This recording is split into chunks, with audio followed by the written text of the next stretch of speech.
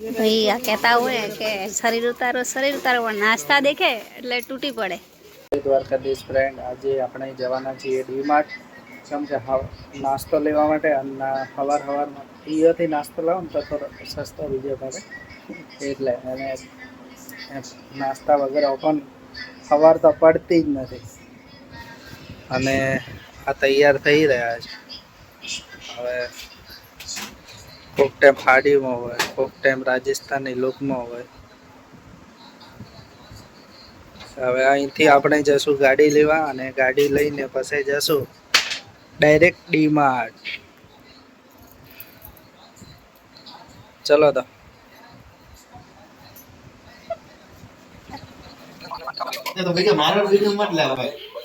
ડીમાર્ટ આ બંધ તો કર. હા કોણ હશે તો આ બંધ તો કર.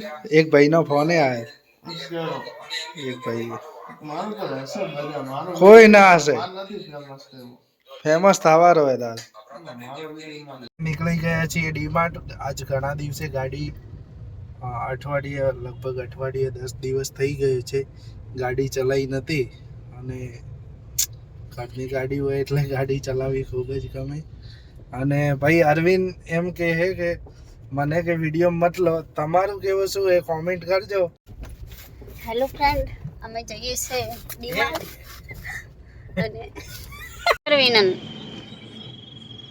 તો ફ્રેન્ડ ફાઇનલી આપણે પહોંચી ગયા છીએ ડીમાર્ટ, જે ડીસાનું પહેલા પાલનપુર જવું પડતું.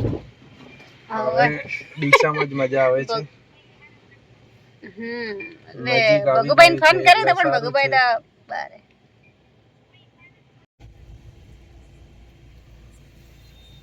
તો ફ્રેન્ડ ફાઇનલ આપણે પહોંચી ગયા છીએ અને હવે અંદર જોશું શું ખરીદી કરશું. આજ ટ્રાફિક ઓછું છે અને ટ્રાફિક ઓછું હોય ત્યારે ખૂબ જ મજા આવે છે.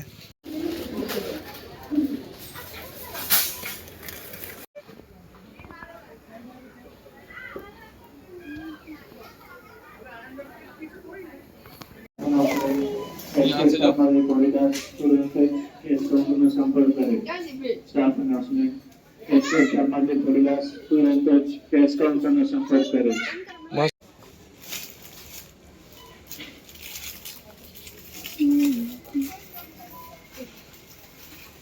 ભાઈ આ કહેતા હોય કે શરીર ઉતારો પણ નાસ્તા દેખે એટલે તૂટી પડે.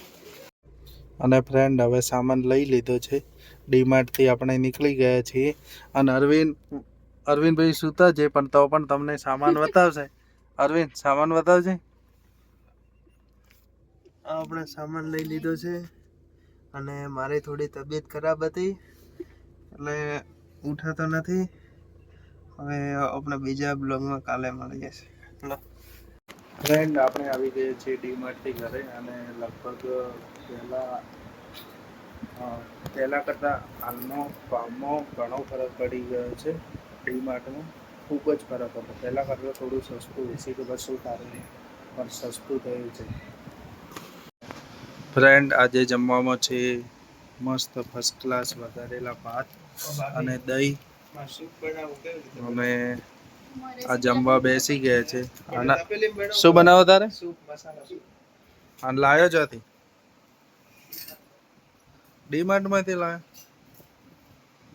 પૈસા કોણ આલશે? કયા મુકેશ કાકા? અંબાણી સાહેબ. અંબાણી તો થોડી છે ડીમાર્ટ.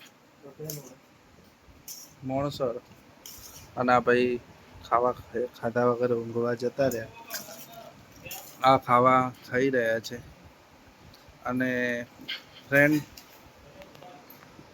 કેવો હોય ભાત? તો પછી હવે તું આજ કહી દે મળશું નવા વિડીયોમાં. એમ શું તારે? ફ્રેન્ડ મળશું નવા વિડીયોમાં. આ તો કહેતા નથી. Thank you so much. તમારા વિડીયોને લાઈક શેર અને કોમેન્ટ કરતા રહેજો. મળશું નવા બ્લોગ સાથે.